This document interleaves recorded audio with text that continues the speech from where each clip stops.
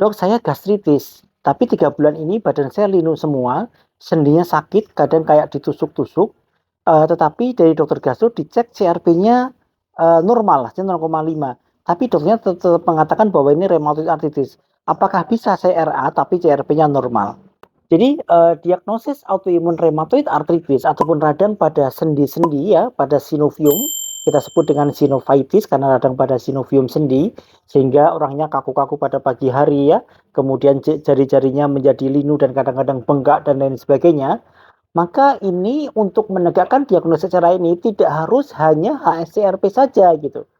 Karena CRP ini hanya merupakan salah satu item dari beberapa parameter yang kemudian kita lakukan scoring di situ gitu.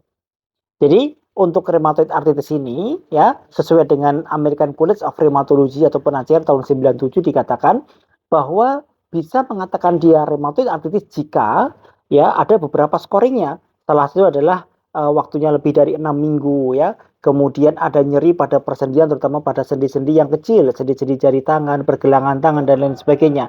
Kemudian dikatakan ada rheumatoid faktornya positif atau anti CCP-nya positif atau HSCRP-nya positif atau LAD-nya positif ya. Kemudian gambaran ronsennya ada porotik di situ ya. Ini nanti akan dilakukan scoring. Jika skornya lebih dari 6, maka dikatakan dia rheumatoid arthritis.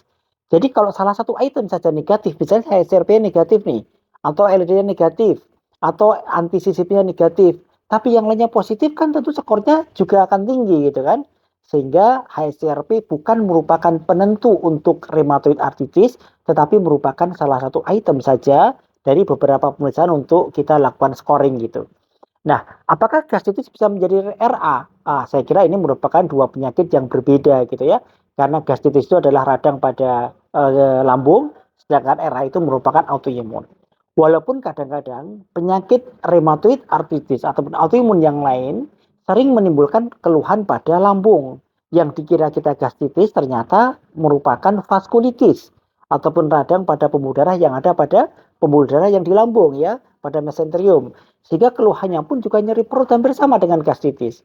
Makanya kadang-kadang beberapa teman sejawat dari gastro ketika dia mengobati nyeri perut yang tidak membaik dengan obat-obatan lambung, dia konsul ke kami lakukan pengecekan ternyata dia ada vaskulitis pada mesenterium. Jadi ada radang pada pembuluh darah yang ada di lambung. Ini menjadi penting karena pengobatannya pun bukan pengobatan seperti gastritis saja, harus pengobatan untuk autoimun karena vaskulitis merupakan bagian dari autoimun. Ya, jelas sampai di sini ya. Jadi gastritis kalau dia positif gastritis berbeda dengan penyakit autoimun rheumatoid arthritis, tapi jika belum terbukti gastritis, ada nyeri pada perut, jangan-jangan nyeri perutnya merupakan bagian dari autoimunnya. Itu yang paling penting.